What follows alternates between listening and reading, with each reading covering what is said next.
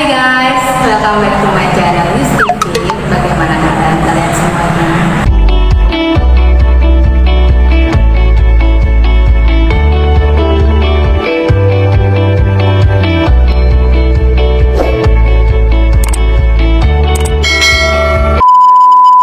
Pada kesempatan kali ini, saya mau membahas tentang bagaimana cara mencermati harga saham. Kebanyakan orang-orang takut untuk memulai investasi saham karena resikonya yang cukup tinggi. Naik turunnya harga saham karena kebanyakan orang masih bingung kapan dia untuk memulai saham, membeli, dan kapan untuk menjual sahamnya. Naik atau turunnya harga saham disebut juga sebagai tren harga saham. Di dunia ekonomi, naik turunnya harga saham itu sangat mudah karena hal ini digerakkan oleh penawaran dan permintaan. Apakah teman-teman sudah pernah mendengar teori tentang penawaran dan permintaan? Dalam dunia pasar, semakin banyak permintaan, harga akan semakin meningkat. Dan begitu juga dengan penawaran. Semakin meningkatnya penawaran akan menurunkan harga. Itu juga berlaku pada dunia saham. Semakin meningkatnya permintaan saham akan menaikkan harga saham, dan semakin meningkatnya penjualan saham akan menurunkan harga saham.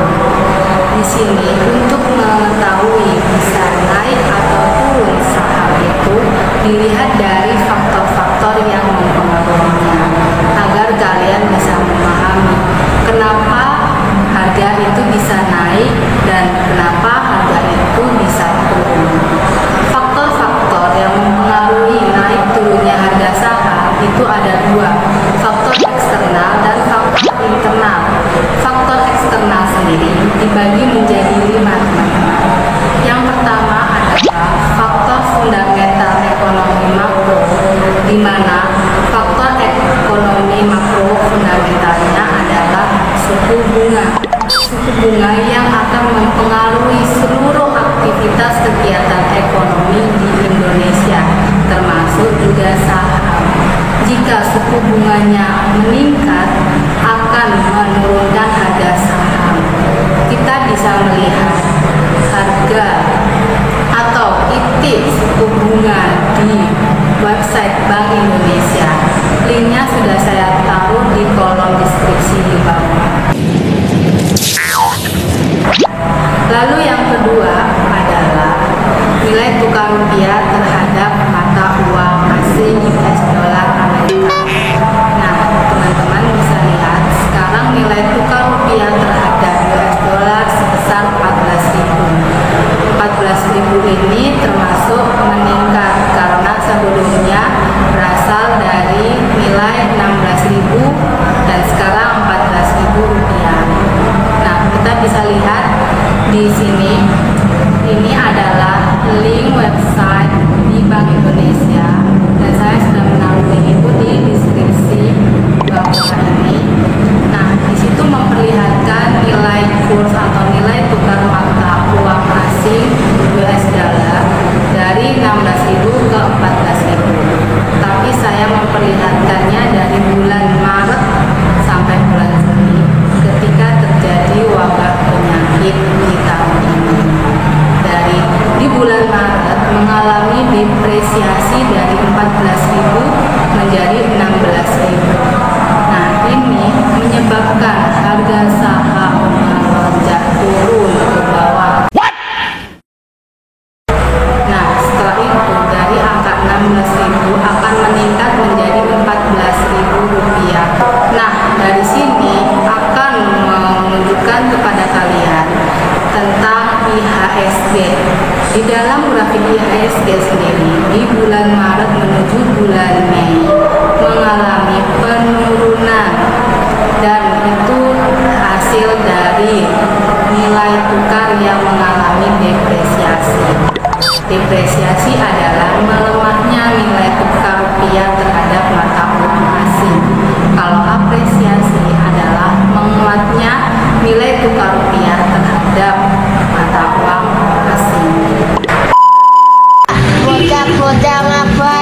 Oke guys, kita sekarang masuk ke aplikasi yang biasa saya pakai. Nah, ini halaman utamanya menunjukkan grafik IHSG ya guys. Nah, di grafik IHSG ini saya lihat langsung di 6 bulan terakhir, dan di sini ada bulan Maret guys. Dari bulan Maret ini itu ke bulan April itu mengalami penurunan di pertengahan hingga akhir April. Nah, setelah itu teman-teman bisa lihat di nilai tukar rupiah terhadap mata uang asing yang sudah saya sebutkan tadi, bahwa di bulan Maret akhir itu nilai tukarnya lagi melemah-melemahnya hingga mencapai 16.000, dan itu berkolerasi dengan grafik harga saham atau grafik saham dengan mengalami penurunan harganya. Nah, lalu juga dia akan berimbas kepada perusahaan-perusahaan yang tercatat di Bursa Efek Indonesia. Kita coba satu-satu per sektor ya guys ya.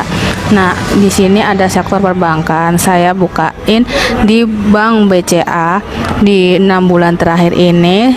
Grafiknya juga sama. Di bulan Maret itu dari awal hingga akhir itu mengalami penurunan yang drastis ya guys. Nah, di Maret akhir ini juga sama seperti IHSG, bahwa nilainya juga menurun di Maret akhir, dan itu sama dengan nilai tukar rupiah terhadap mata asing yang mencapai 16.000 rupiah. Nah, ini juga akan naik seperti yang saya bilang, bahwa dari bulan Maret ke bulan April ke Mei akan mengalami peningkatan. Cuma ini juga tergantung pada indikator-indikator yang lainnya selain nilai tukar yang tadi saya sebutkan. Lalu selain sektor perbankan, di sini kita bisa lihat di Kino Indonesia ya guys ya. Nah, di Kino Indonesia ini juga sama guys. Dia malahan di akhir Maret sampai awal April dia mengalami penurunan yang sama ya kan guys. Nah, ini juga teman-teman bisa lihat bahwa penurunan ini juga berimbas dari nilai tukar rupiah terhadap mata asing ya kan guys. Nah, ini mulai naiknya itu malah di April agak pertengahan. Lalu untuk di perusahaan Adikarya, nah Adikarya ini juga sama, dia malah mulai menurunnya di Februari akhir guys. Lalu dari Februari akhir hingga ke Maret akhir ini, dan di Maret akhir inilah puncak-puncaknya melemahnya nilai tukar rupiah terhadap mata uang asing. Nah, dia akan mulai naik lagi di bulan April, lalu akan turun lagi di bulan Juni, dan akan naik lagi sampai sekarang. Kita lihat di sektor lain, yaitu Agung Podomoro Land ya guys ya. Di Agung Podomoro Land ini di bulan Maret sampai bulan April itu mengalami penurunan yang titik terendahnya di Maret akhir ya guys ya, sama seperti perusahaan lain dan IHSG.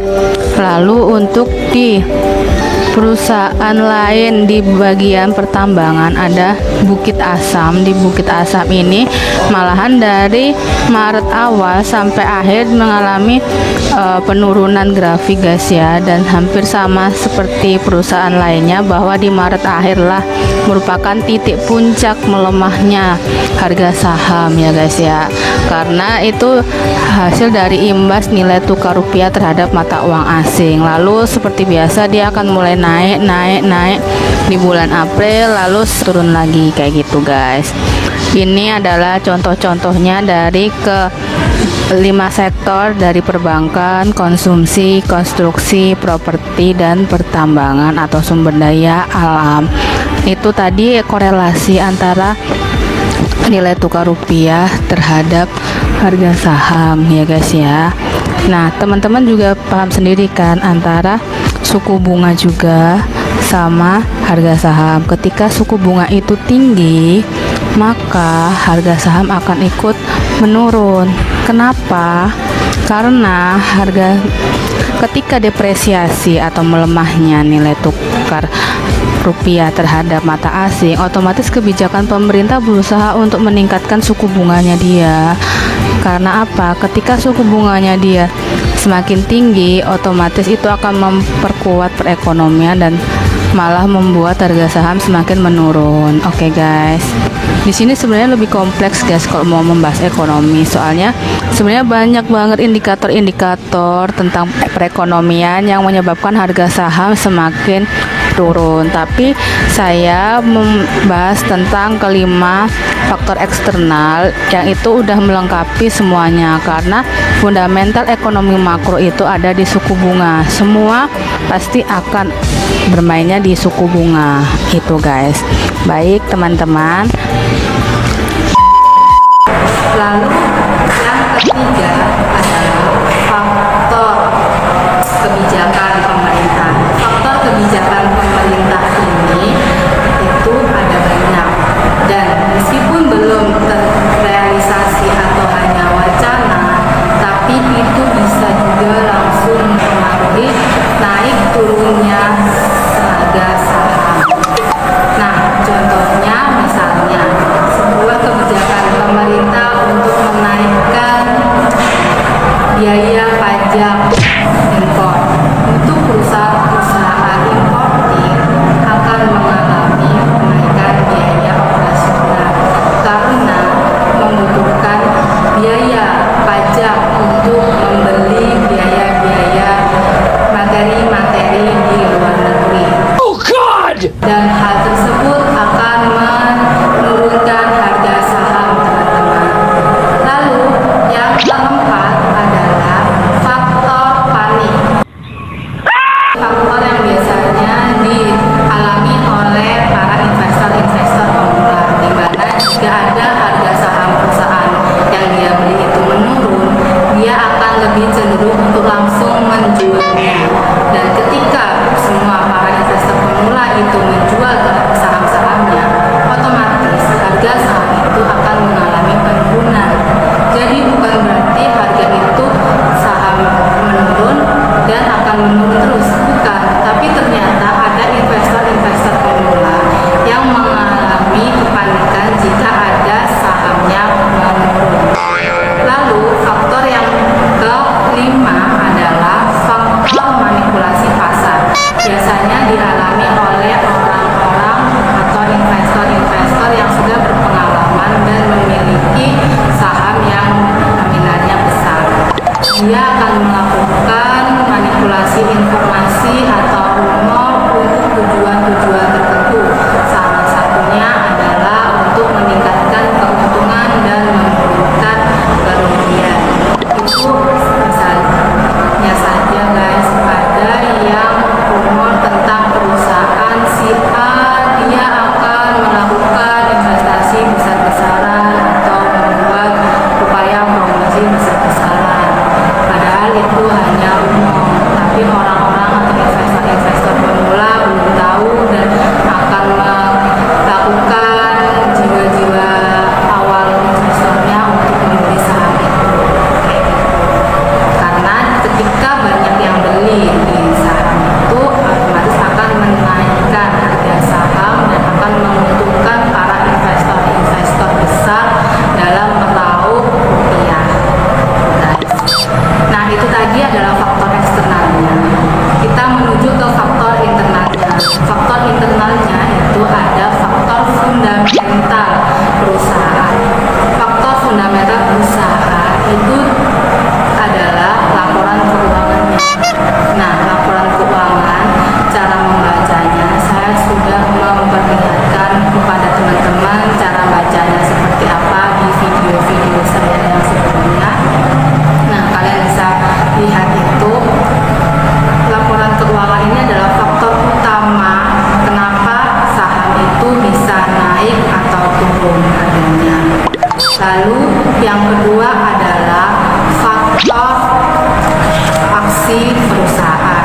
Faktor aksi perusahaan ini adalah dialami dan dilakukan oleh manajemen perusahaan. Manajemen perusahaan melakukan kebijakan-kebijakan dalam perusahaan itu yang membuat harga saham naik atau turun. Seperti perusahaan itu mengalami akuisisi atau mengalami merger atau membuat kebijakan promosi besar-besaran atau melakukan kerjasama partner dengan perusahaan lain, kayak gitu. Lalu yang faktor ketiga adalah proses proyeksi perusahaan. Nah, proses proyeksi perusahaan ini adalah proses untuk melihat proyeksi ke depan perusahaan itu akan meningkat atau menurun. Biasanya ini dilihat dari DPR-nya, dari BBP-nya, dan lain-lain. Kalau untuk orang-orang para investor, biasanya dianjurkan untuk membeli ketika suatu perusahaan itu baru tercatat di Bursa Efek Indonesia. Harganya masih di IPO price. IPO price itu apa? Sudah saya jelaskan di video sebelumnya. Kalian bisa lihat sendiri di sana IPO price itu apa. Nah, ketika perusahaan itu baru tercatat di Bursa Efek Indonesia, otomatis kemungkinan rata-rata perusahaan itu akan mengalami perkembangan dan akan naik harganya. Kayak gitu. Itulah tadi faktor-faktor yang mempengaruhi naik turunnya harga. Itu berdasarkan faktor internal dan faktor eksternal. Tapi teman-teman harus tahu bahwa selain faktor eksternal dan faktor internal, ada faktor stakeholder yang mempengaruhi naik turunnya harga. Ini berdasarkan yang saya amati dan ilmu yang saya dapatkan. Stakeholder dalam saham ini ada 3, yaitu stakeholder investor sebagai penanam saham, lalu ada perusahaan yang menanam saham, dan ada konsumen atau masyarakat yang menanam saham, yang itu juga untuk sebagai tabungan. Kenapa saham bisa dipakai sebagai tabungan? Karena saham itu mempunyai return yang besar dan tanpa biaya admin, berbeda dengan jenis tabungan biasa yang bunganya masih sedikit dan biaya adminnya juga besar. Seperti itu, guys. Saya bacakan dulu untuk yang perusahaan. Perusahaan ini tergantung dengan perekonomian. Ketika perekonomian lagi rendah, perusahaan biasanya akan terpengaruhi dengan ekonomi dan akan mengakibatkan profit itu akan semakin rendah. Dan akibatnya adalah ada beberapa pegawai yang kena PHK atau dirumahkan. Nah, ada lagi ketika profitnya rendah, otomatis perusahaan itu mau nggak mau harus mencari cara agar dapat membayar gaji karyawan atau pegawainya. Dengan cara apa? Dengan cara menarik dananya dia di pasar modal saham. Dia akan menjual saham-sahamnya di perusahaan yang dia beli sahamnya. Seperti itu. Dan semakin banyak penjualan saham di suatu perusahaan akan menurunkan harga saham. Nah, makanya itu di tengah-tengah keadaan seperti ini, awal-awal di bulan Maret, harga saham terus menurun dan terus menurun tentunya. Karena salah satunya adalah perusahaan-perusahaan menarik dananya untuk keperluan-keperluan perusahaan tersebut. Lalu yang kedua adalah stakeholder konsumen atau masyarakat. Ketika ada suatu krisis di rumah tangga mereka atau di keadaan mereka, dia akan mengambil uangnya kembali atau menjual sahamnya kembali. Nah, di situ ketika banyak orang yang menjual sahamnya, maka harga saham itu akan menurun. Dan ketika semakin banyak harga saham yang dibeli oleh para investor atau dibeli para konsumen atau dibeli para perusahaan, maka harga itu akan cenderung naik kembali. Seperti itu, guys. Lalu untuk stakeholder yang ketiga adalah investor yang memang fungsinya untuk menanamkan saham di pasar modal. Nah, investor ini melihat ketika perusahaan-perusahaan itu mengalami penurunan profit dia akan menarik dananya di dunia pasar modal dan otomatis harga saham akan menurun. Disinilah para investor akan bekerja untuk membeli dan membeli saham di pasar modal, dan semakin banyak investor membeli saham di pasar modal, otomatis akan menggerakkan jumlah harga saham akan meningkat. Itu tadi adalah faktor-faktor stakeholder yang dapat mempengaruhi naik turunnya harga saham, guys. Selain itu juga masih banyak faktor-faktor lain yang dapat mempengaruhi harga saham.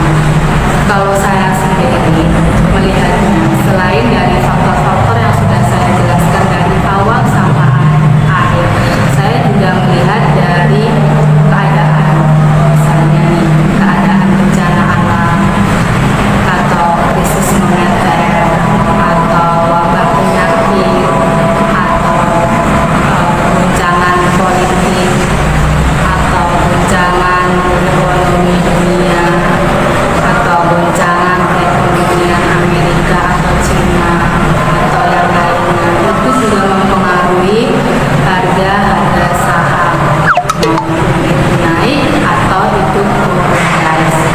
Nah, selain itu juga, guys, ketika saya melihat hari-hari besar itu juga sebelumnya harga itu trennya akan menurun. Kenapa?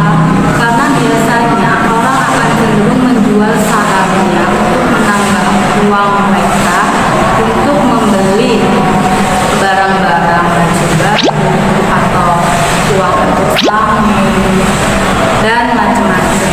Jadi sebelum hari raya biasanya saya melihat harga-harga saham itu pada turun, seperti itu. Harga-harga turun itu mungkin 1 bulan sebelumnya, setelah mungkin misalnya hari raya itu di bulan ini misalnya, jadi di bulan Maret April tuh harga akan turun, tapi ketika mau mendekati dan mendekati hari raya itu akan kembali naik lagi. Karena apa? Karena ada pelaku-pelaku investor yang memanfaatkan turunnya harga saham, kayak gitu, guys. Jadi sebenarnya macam-macam harga saham itu bisa naik atau turun, tergantung perusahaannya itu sendiri. Karena saya juga melihat ada yang profitnya terus naik, tapi harga sahamnya terus menurun. Ada juga yang harga sahamnya naik, tapi profitnya stuck kayak gitu doang dan biasa-biasa saja. Nah, itu dia macam-macamnya, tergantung perusahaan apa yang kamu beli. Ketika kamu mau membeli suatu perusahaan lewat saham, itu kamu harus tahu dengan benar dan teliti 5 tahun terakhirnya seperti apa, 3 tahun terakhirnya seperti apa, 1 tahun terakhirnya seperti apa, bahkan 6 bulan terakhirnya seperti apa, dan 1 bulannya seperti apa. Itu kalian harus lihat, guys, karena itu mempengaruhi kalian dalam membeli dan menjual saham. Ketika kamu beli saham tapi lagi trennya menurun, itu masih diperbolehkan. Tapi ketika kamu beli saham ketika di trennya lagi naik-naiknya, itu bisa menjadikan bumerang buat kalian ketika sewaktu-waktu harga itu akan turun kembali. Karena harga saham itu belum bisa pasti dispekulasikan apakah akan terus menurun, apakah akan terus naik.